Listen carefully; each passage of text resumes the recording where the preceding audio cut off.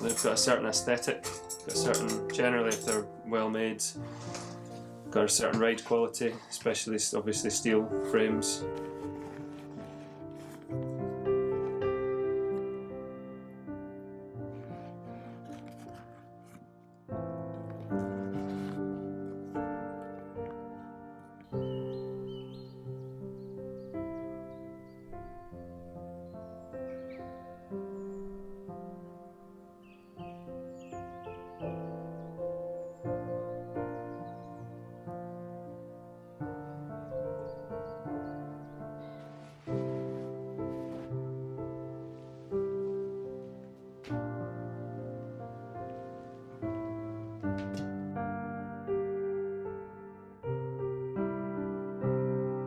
Wheel bearings and, chain, everything's just fine. It keeps going.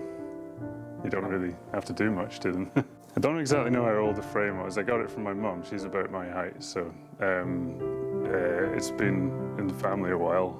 It's, God, I don't know, it's got to be sort of mid-80s or early 80s, something like that.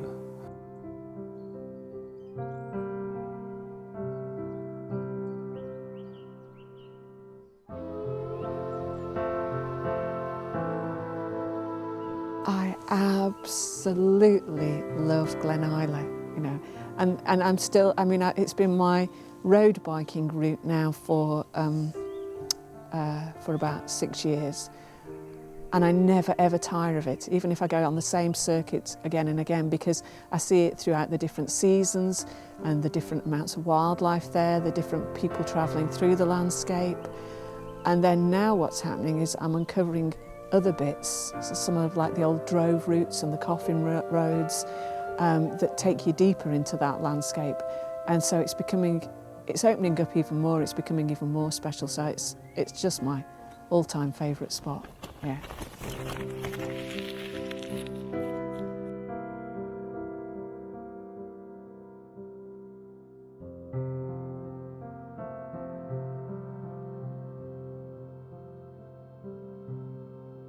It's a great way to see the countryside.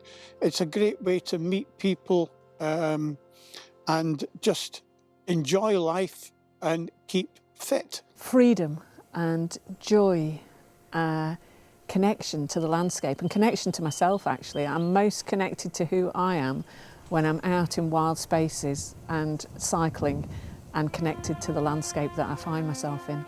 And I find that more through cycling than I do through walking, and I don't know why that is, but there's something really special about getting on the bike and getting off into kind of wild Scottish hillsides. And there's no limit to what you can do and how far you can go, and yeah, you can just do what you like with it.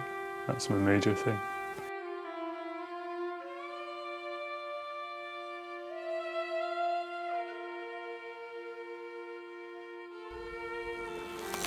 When I think about all the journeys that I've done, all the long distance journeys that I've done, and those have been solo journeys, and yet I've met more people on those journeys than I would ever have done if I was sat behind the steering wheel in a car, and really interesting characters who are curious to know why on earth you're cycling off into the wild on your own, on your bike. And so it's always opened up lots of conversations and lots of friendships actually as well.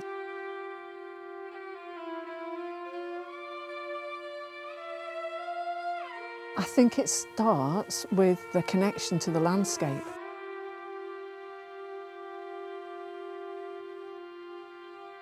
Because if you have a means or a vehicle that enables you to connect to the landscape, then you can develop that relationship, and that's a relationship you start to honour and to cherish.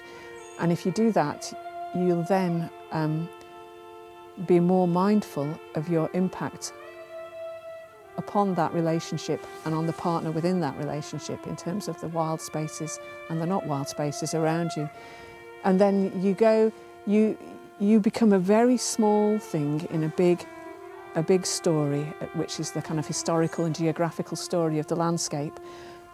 But you realise that you have the power to have an impact on that story. And so by choosing active travel options, you can kind of change the course of that history to a better history in the future.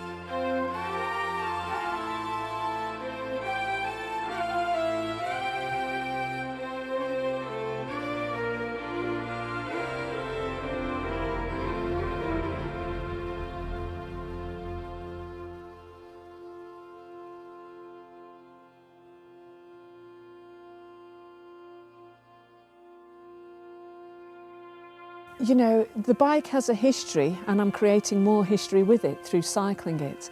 So then I'm almost becoming, I suppose, part of that Echo Museum. I would want families to come here, bring their children, so in the space of time, those children will bring their own children with them, just to see what the whole place, the whole area has to offer.